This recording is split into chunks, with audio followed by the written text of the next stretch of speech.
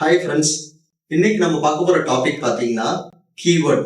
So keyword தாங்க ரொம்ப important ஒரு கூகுள் பேஜ் ரேங்கிங்க்கு.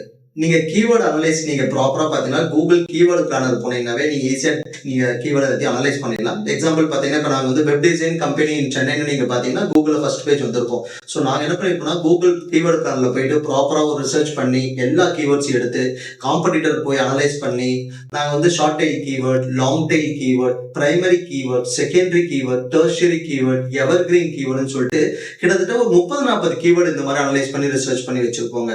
ஸோ உங்க வெப்சைட் வந்து கூகுள் ஃபர்ஸ்ட் பேஜ்ல வரலையா, கண்டிப்பா இந்த ப்ராப்ளம் தாங்க இருக்கும். உங்க கீவேர்டு ப்ராப்பரா எல்லா இடத்துலயும் யூஸ் பண்ணிருக்க மாட்டோம், இல்ல உங்க கீவேர்டே ப்ராப்பரா அனலைஸ் பண்ணி அங்க போட்டிருக்க மாட்டீங்க.